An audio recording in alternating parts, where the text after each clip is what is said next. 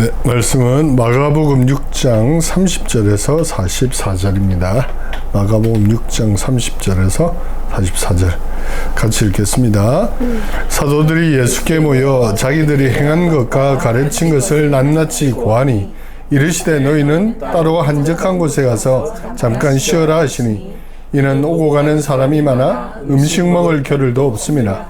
이에 배를 타고 따로 한적한 곳에 갈새 그들이 가는 것을 보고 많은 사람이 그들인 줄 안지라.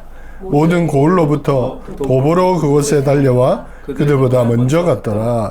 예수께서 나오사 큰 무리를 보시고 그 목자 없는 양 같음으로 인하여 불쌍히 여기사 이에 여러 가지로 가르치시더라. 때가 저물어가매 제자들이 예수께 나와 여짜오되 이곳은 빈들이요 날도 저물어가니 무리를 보내어 두루 촌과 마을로 가서 무엇을 사 먹게 하옵소서. 대답하여 이르시되 너희가 먹을 것을 주라 하시니 여짜오되 우리가 가서 200데나리온의 떡을 사다 먹이리까. 이르시되 너희에게 떡 몇 개나 있는지 가서 보라 하시니 알아보고 이르되 떡 5개와 물고기 2마리가 있더이다 하거늘 제자들에게 명하사 그 모든 사람으로 때를 지어 푸른 잔디 위에 앉게 하시니 때로 100명씩 또는 50명씩 앉은지라. 예수께서 떡 5개와 물고기 2마리를 가지사 하늘을 우러러 축사하시고 떡을 떼어 제자들에게 주어 사람들에게 나누어 주게 하시고 또 물고기 2마리도 모든 사람에게 나누심에 다 배불리 먹고 남은 떡 조각과 물고기를 12바구니에 차게 거두었으며 떡을 먹은 남자는 5,000명이었더라. 아멘. 한 10여 년 전인데 어떤 교회에 설교를 갔는데 오후 예배에 이제 강당에 딱 올라와서 설교를 하려고 딱 섰는데 그날따라 굉장히 영적 부담이 확 몰려왔어요. 나를 이렇게 설교자를 쳐다보고 있는 청중들을 딱 바라보는데 마치 말씀을 못 먹어서 엄청나게 배고파 있는 그런 영혼들처럼, 그러니까 영적 기아에 허덕이는 그런 사람들처럼 딱 보이는 거예요. 마치 스겔이 그 애수골골짜기에서 마른 뼈들을 본 것 같은 그런 느낌. 뭔가 나를 쳐다보고 있는데 그 공허하고 아무런 기대감도 없이 별 생각 없이 쳐다보고 있는 그 눈빛들, 근데 잊을 수가 없어요. 오늘날 한국 교회도 많고 또 매주일마다 예배가 행해지고 설교도 엄청나게 행해지고 있고 또 인터넷만 켜면 엄청난 설교와 유명한 목사님들의 뭐 그런 메시지를 우리가 접할 수 있죠. 근데 의외로 요즘에 뭐 예를 들어서 어떤 기독교 방송사에 나오는 설교나 이런 것도 어르신들 많이 보는데 어쩌다 가끔 들어보면 홍수에 먹을 물이 없다는 말이처럼, 그죠? 홍수가 나면 오히려 갈증이 심하다는 듯이 설교는 엄청나게 흘러넘치고 나는데 과연 본문을 제대로 해석하고 전하는 설교가 얼마나 있을까? 나도 가끔 들어보면 모르겠어요. 말도 안 되는 그런 설교들, 본문이 해석이 아니라 그냥 읽어놓고 엉뚱한 자기 이야기하는 이런 것들을 많이 만나보게 됩니다. 심지어는 최근에는 많은 목사님들이 설교 시간에 극단적인 정치적 선동을 하기도 하고, 그죠? 또 특정 뭐 정치인을 비난하기도 하고 이런 것들도 많이 보게 되고, 그러다 보니까 오늘날 기독교 우리 교회가, 특히 개신교회가 세상 사람들에게 혐오, 혹은 뭐 폭력, 배제, 뭐 극단적인 어떤 사람들, 이런 걸로 많이 비춰지고 있고 실제로 또 그렇게 많이 행동하는 것을 보게 되죠. 은혜를 경험하지 못하니까 은혜의 사람이 되지 못하는 이런 안타까운 현실을 봅니다. 예수님 당시에도 비슷한 것 같아요. 주지하듯이 이스라엘은 오랫동안 외세의 지배를 받았잖아요. 멀게는 주전 586년에 바벨론 왕 느부갓네살에 의해서 예루살렘이 완전히 파괴되고 약 70년간 바벨론 땅에 끌려가서 포로 생활을 하고 1차, 2차, 3차에 걸쳐서 포로에서 돌아왔지만 여전히 페르시아 제국 밑에 있었죠. 그리고 페르시아 제국이 323년입니까? 그 정도 경에 그 알렉산더 왕에게 완전히 망하고 난 다음에 그리스의 또 통치가 되어요. 알렉산더 왕은 일찍 죽지만 그 밑에 있는 장군들이 제국을 분할해가지고 다 왕이 되었는데, 이 이스라엘 지역은 셀리오키드 왕조라고, 이 안티오커스 에피파네스 이 왕조가 오랫동안 또 팔레스틴 지역을 통치를 해요. 그래서 늘 또 그리스 제국의 밑에 들어가 있었고, 주전 167년에 그 유명한 마카비라는 마따디아라는 대제사장의 아들이었는데 망치를 막 들고 싸워서 마카비라는 별명을 얻었어요. 이에 의해서 이제 독립이 됐지. 그러니까 에피파네스 사슬을 몰아내고 독립국가를 세웠는데, 그래서 이스라엘 하스모니안 왕가라고 이스라엘 정통이 있는 왕가를 세웠지만 100년이 채 못 갔어요. 주전 67년에 로마의 폼페이우스 장군이 쳐들어가지고 또 완전히 이스라엘을 팔레스틴을 다 점령을 해버렸어요. 그때부터 이제 로마의 지배하에 들어가게 된 것이죠. 팔레스틴 지역은 로마에서 너무 머니까 헤롯이라는 사람을 대신 왕으로 세워가지고 팔레스틴 지역을 통치하게 했는데, 뭐 헤롯은 아주 악랄한 왕이었고, 헤롯이 죽고 난 다음에 헤롯 아들들이 또 그 팔레스틴 지역도 나누어가지고 분할 통치했고, 알다시피 갈릴리 지역은 헤롯 안티파스, 또 동쪽 지역은 헤롯 빌립, 또 밑에는 헤롯 아켈라오. 나중에 헤롯 아켈라오는 실각을 하고 로마로 압송됐고, 총독이 이제 직접 와서, 여기 유명한 빌라도죠. 이렇게 예루살렘을 통치하게 되었는데, 어쨌든 갈릴리 지역은 헤롯 안티파스고, 지난주에 봤듯이 헤롯 안티파스는 악랄한 왕이었단 말이에요. 그러니까 국민들, 백성들 별 관심 없고 늘 자기 잔치 벌이고 동생의 여자를 또 빼앗아 아주 부인 삼고, 이런 좀 나쁜 왕이었다, 이런 이야기죠. 그러다 보니까 갈릴리 지역에 사는 이스라엘 사람들이 얼마나 힘들었겠어. 몇백 년 동안 외세의 침략하에 있었고, 헤롯이라는 왕도 사실 정확히 따지면 유대 혈통이 아니란 말이에요. 에돔 혈통이란 말이에요. 그러다 보니까 갈릴리 지역에 사는 1세기 유대인들은 언제쯤 우리가 제대로 된 국가가 될까? 하나님께서 뭐 예레미야나 에스겔이나 이런 선지자에게 예언을 해주셨는데, 때가 되면 메시아가 와서 너희를 구원할 것이라고 했는데, 이게 뭐 400년이 지나도록 도무지 길이 안 보이니까, 특히 헤롯 안티파스가 통치하는 이 시점에는 살아가는 삶 자체가 최악이었기 때문에 유대인들 사이에 메시아 대망 어떤 론, 메시아가 제발 좀 왔으면 좋겠다, 이게 극에 달했던 시대단 말이야. 그러다 보니까 예수님이 목수로 계실 때에 세포리스 반란 사건이 일어나기도 했고, 그때에 한 2,000명이 십자가에 처형되는 끔찍한 일도 겪었고, 사도행전 5장에 보면 그 제자들이 그 공회에 잡혔을 때 유명한 가말리엘이라고 하는 율법사가 이렇게 이야기하는 게 있죠. 예전에도 두다라는 사람이 일어났었고, 갈릴리 유다라는 사람이 일어나가지고 무리가 따랐지만 끝이 났지 않느냐. 이 사람들도 그런 문파에 불과하다, 이런 말을 해요. 그 정도로 예수님 당시에는 자칭 메시아라고 하는 사람들도 많이 나타나서 나를 따르라, 우리가 독립을 쟁취하자, 이런 운동이 많았었다, 그런 이야기죠.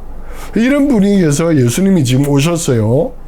근데 예수님은 알다시피 병자도 고치고 귀신도 쫓아내고, 심지어는 죽었던 야이로의 딸도 살려내고, 또 더욱이 예수님이 하나님의 나라가 너에게 임하였다라고 선포했단 말이야. 그리고 제자들을 보내가지고 지금 곧 하나님의 나라가 임할 것이다, 그러니 준비해라고 마을로 막 보내서 복음을 전하라고 했단 말이에요. 그러다 보니까 예수님이 우리가 기다렸던 메시아겠구나, 그죠? 우리가 정말 오랫동안 기도하고 소망했는데 드디어 메시아가 오셨구나, 이런 기대가 있겠죠.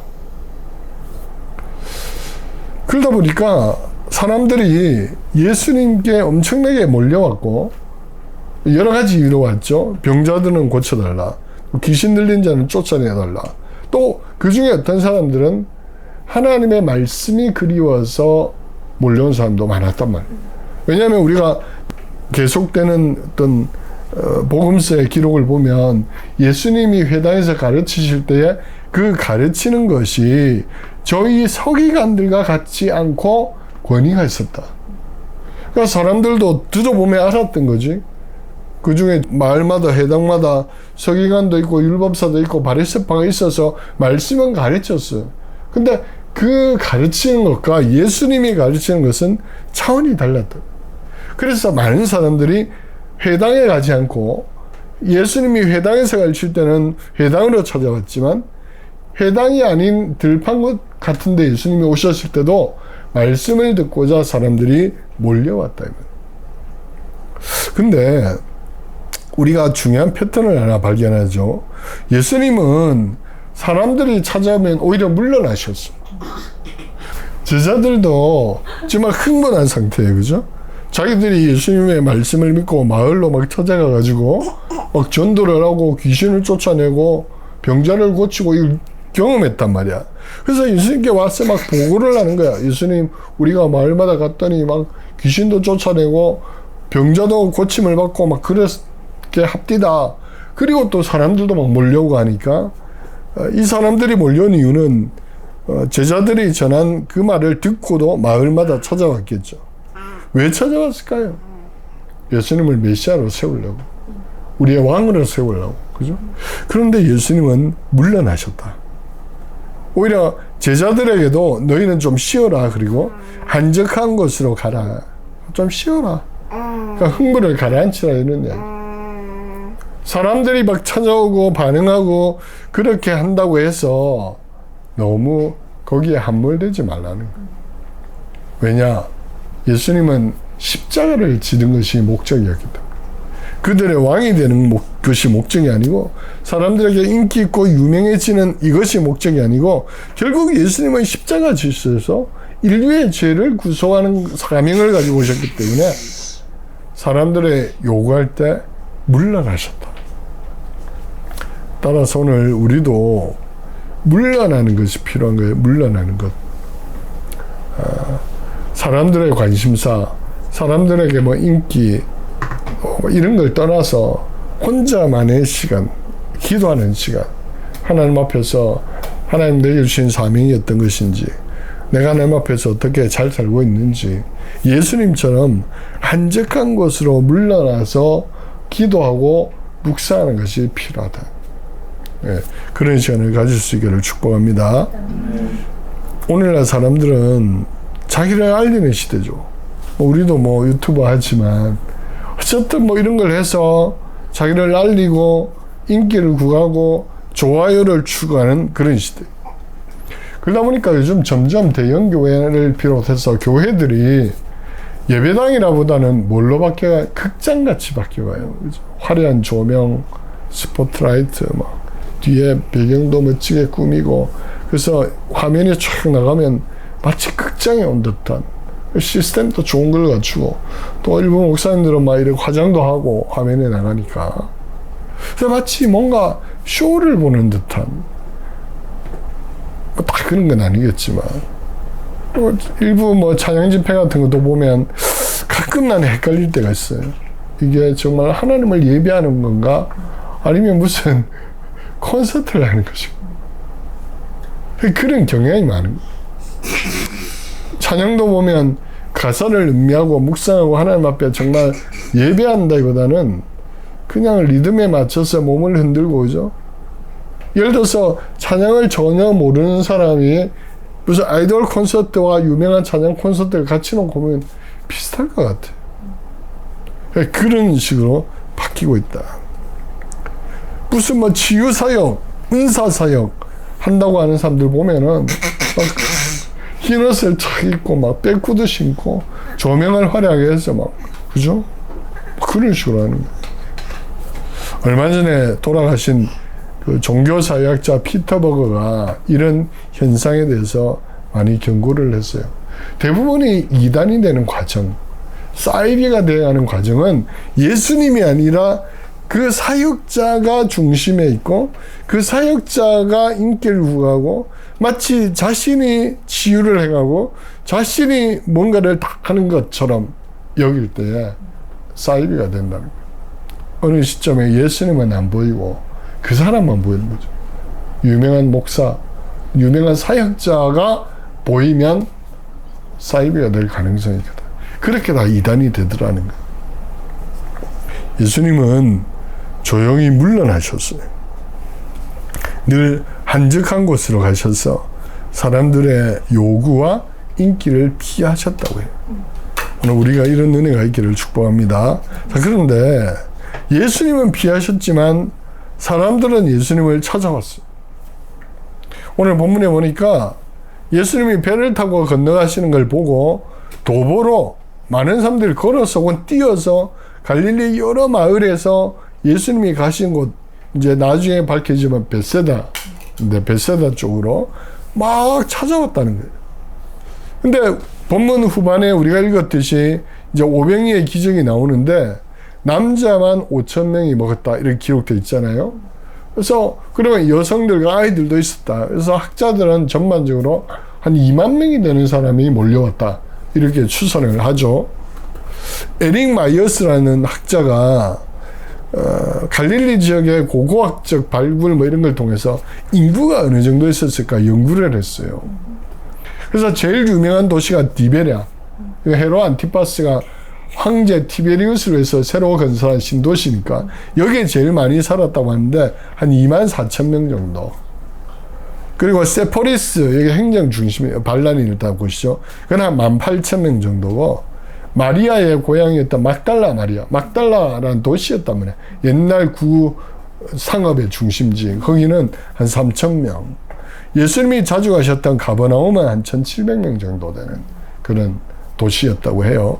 그리고 갈릴리 지역에는 유대인들이 주로 사는 마을이 한 200개 정도 있었는데 마을들의 평균 한 500명 정도 살았다고 해요. 이걸 종합해 보면 갈릴리 지역 전체에 한 15만 명에서 17만 명, 많이 잡아도 한 20만 명 정도가 갈릴리 전역에 살고 있었다 이런 뜻이에요. 그런데 오늘 벳세다 들판에 한 2만 명 가까이가 예수님께 찾아왔다. 이 말은 갈릴리 전체의 10% 정도의 인구가 예수님의 말씀을 들으러 왔다는 것이죠. 이걸 뭘 말하는가? 저는 두 가지로 보였어요. 첫째는 이 사람들이 너무 영적 갈망이 있었다. 그들에게도 서기관들과 바리새파 율법사가 있었지만 제대로 된 말씀을 듣지 못했기 때문에 예수님이 전해주시는 정말 하나님의 깨어있고 살아있는 말씀을 듣기 위해서 사람들이 찾아온 것이다.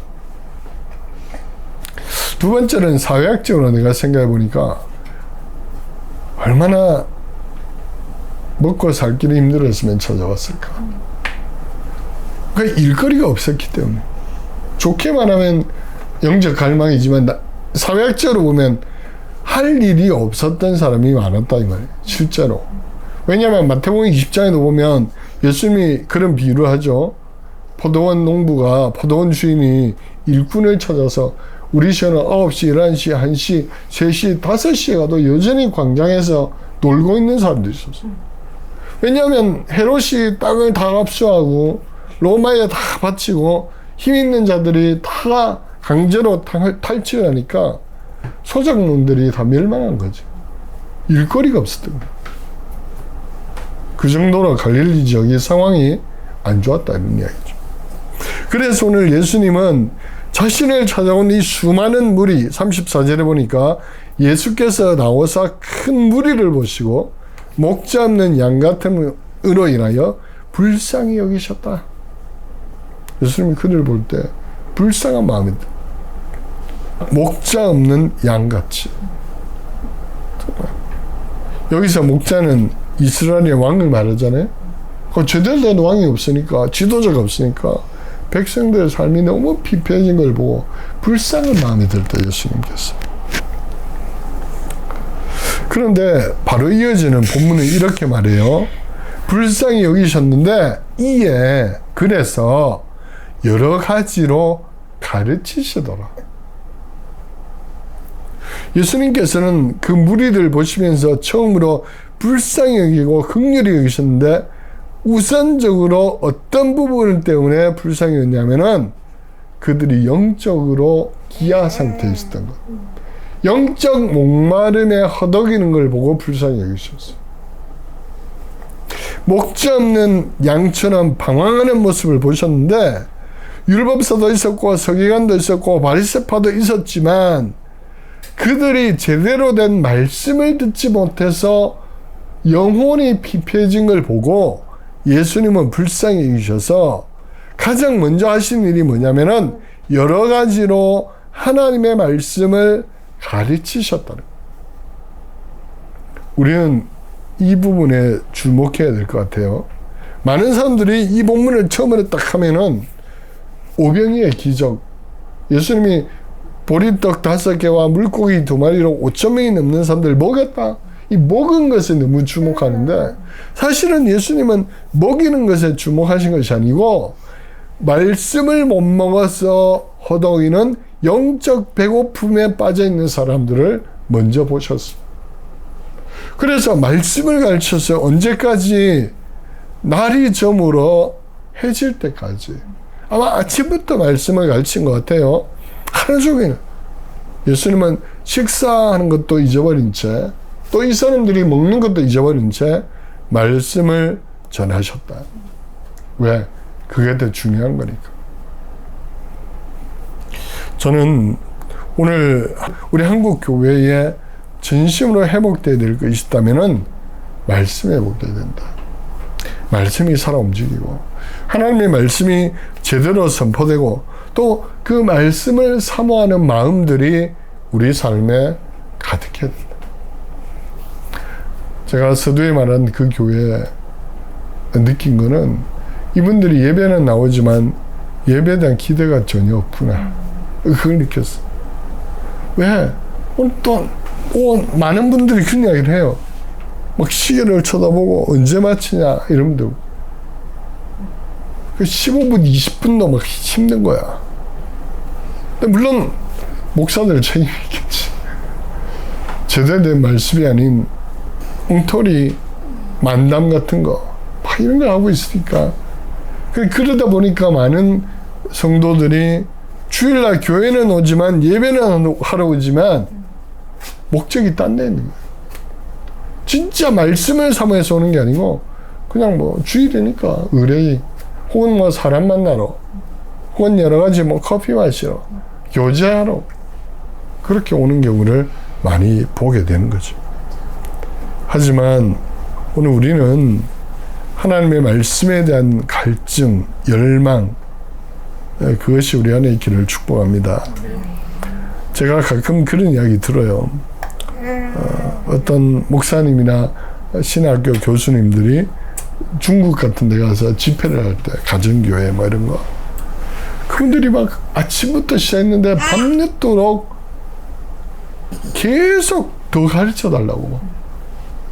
우리 지금 여기 참석하려고 이틀 3일 걸려서 왔다고 하면서 막 제발 좀 이번에 아니면 또 못 듣니까 더 가르쳐 달라고 더 가르쳐 달라고 그런 현상이 중국 교회에 많다는 거예요.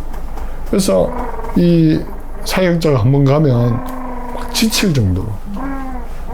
근데 그분들이 너무 막 간절히 소망하니까 오늘 우리 좋은 친구 교회도 그런 교회 되기를 축복합니다. 그리고 주일날 설교만 그런 게 아니고 우리가 매일매일 말씀을 읽고 묵상하고 또 그렇게 살아낼 수 있기를 축복합니다. 자, 예수님이 하루 종일 말씀을 전했는데 저녁이 되었어요. 때가 저물어가며 제자들이 예수께 나와 여짜오되 이곳은 빈들이요 날도 저물어가니 무리를 보내어 두루 촌과 마을로 가서 무엇을 사 먹게 하옵소서. 저녁이 되니까 제자들이 걱정이 됐던 거죠. 여긴 들판이고 이미 또 저녁이고 해가 지고 그죠? 그러면 이 사람들이 뭘 먹어야 될 텐데 예수님 잠시 멈추고 저 마을에 가서 먹을 거 해결하고 오게 합시다. 하니까 예수님이 뭐라고 하셨냐면 너희가 먹을 것을 주라. 그러니까 제자들이 깜짝 놀랐죠. 우리가 먹을 게 어디 있다고. 그래서 한 제자가 이렇게 했어요. 우리가 가서 그러면 200데나리온의 떡을 사가지고 와서 먹을까요? 한 데나리온 한 꾼에 하루에 일당이라고 하니까 우리가 치면 한 6개월, 7개월치의 월급, 무리가 엄청나게 많으니까 예수님 우리가 이 엄청나게 많은 무리를 위해서 그럼 가서 떡을 사올까요? 사실 이것도 불가능하죠. 베세다 작은 마을에 어디서 이런 많은 떡 공장이 있는 것도 아니고. 근데 예수님께서 이렇게 말씀하시죠. 너희에게 떡이 얼마나 있는지 찾아와라.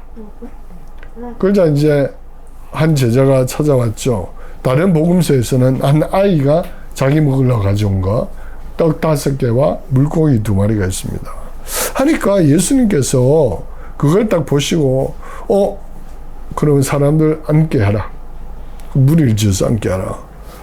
그리고는 떡을 떼고 물고기도 떼고 하늘을 우러러 축사하시고 기도하시고 나눠주니까 이게 화수분처럼 계속 나왔다는 거잖아요. 그죠?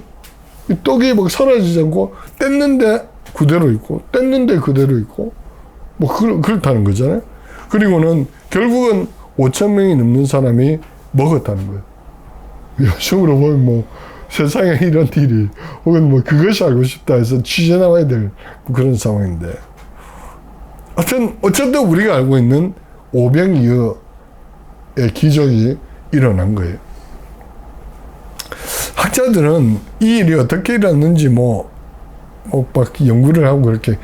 어떤 신학자들은 사람들이 원래 자기 먹을 거 다 싸왔는데 눈치 보고 있다가 한 아이가 내놓으니까 그냥 3, 4, 5여 다 내놨다. 그래서 먹었다. 이렇게 생각하면 되겠습니다. 그럴 수도 있겠죠, 그죠? 그걸 부정하진 않아요. 그런데 요한복음에 보면 예수님께서 이 기적을 행하신 후에 메시지를 전한단 말이에요.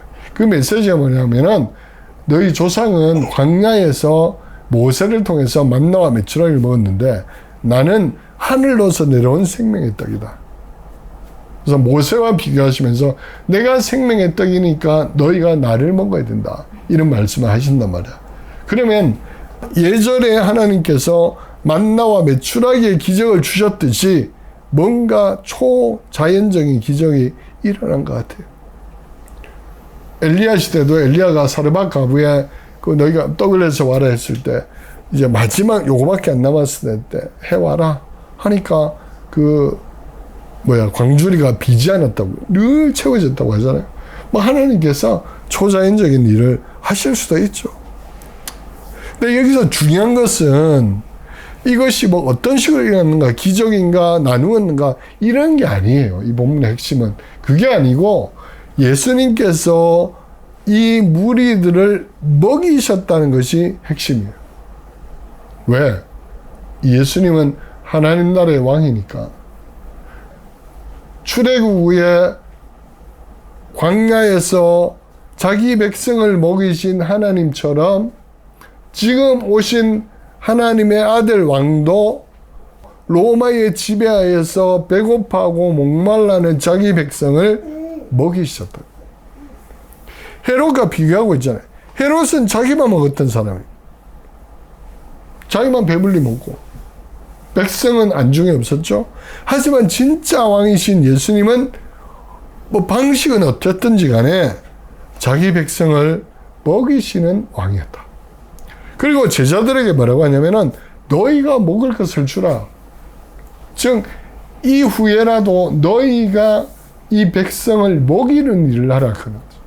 그게 하나님 나라의 핵심이다. 이런 거예요. 그래서 나중에 우리는 사도행전에 보면 예수님이 승천하시고 난 다음에 성령이 강력하게 임하시자 제자들이 감동을 받고 어떻게 합니까? 자기에게 있는 밭과 소유를 팔아요. 그리고 그것을 그 모인 무리들에게 나누어요. 특히 고아와 가부처럼 사회적 약자들을 먹이는 일을 해요. 입히는 일을 하고.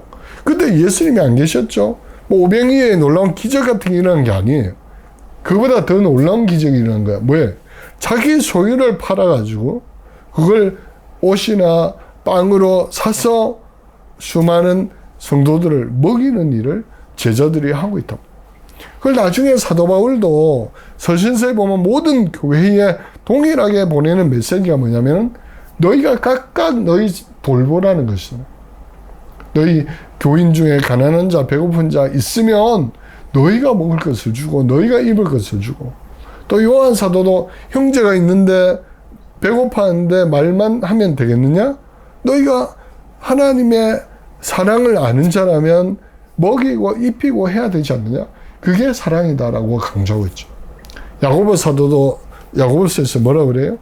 행함이 없는데 무슨 믿음이 의미가 있느냐?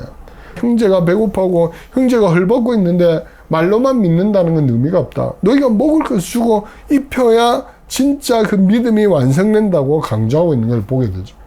그러니까 이 오병이의 기적은 예수님이 초자연적인 기적을 행했다, 이게 중요한 게 아니고 예수님은 자기 백성을 먹이셨다. 그리고 그 나라의 백성인 제자들도 나중에 스스로 그 백성들을 먹이셨다. 이게 하나님 나라의 본질이다. 로마는 왕이나 귀족이나 자기들만 먹는 사람들, 그것도 뺏어가지고. 그러나 하나님 나라는 자기 것을 헌신해서 나눠서 같이 먹는 것이 하나님 나라다. 이게 이 본문의 사실은 핵심이에요. 말씀을 맺습니다. 오늘 예수님은 자기 백성을 먹이시는 왕입니다. 첫 번째 뭘 먹여요? 말씀을 먹여요. 말씀을 제대로 먹여야 돼요, 우리는. 말씀을 제대로 먹어야 우리가 하나님의 사람이 되고, 하나님의 사람이 되면 예수님처럼 이웃이 보여요. 그래서 실제로 먹이는 일을 하게 돼요. 이게 중요하죠? 예수님은 무리가 영적 배고픔이 있는 것을 보시고 말씀을 먹였어요. 그리고 실제로 육체적인 배고픔을 보시고 먹을 것을 주셨어요. 마찬가지로 오늘 우리도 우선은 하나님의 말씀을 잘 먹어야 되겠다. 영적으로 풍성한 사람이 되어야 되겠다. 그러면 자동적으로 그 말씀이 우리 안에 살아 움직여서 우리의 이웃 성도들도 같이 먹이는 이런 일을 하고, 그것이 바로 교회다. 우리가 그런 교회 되기를 축복합니다.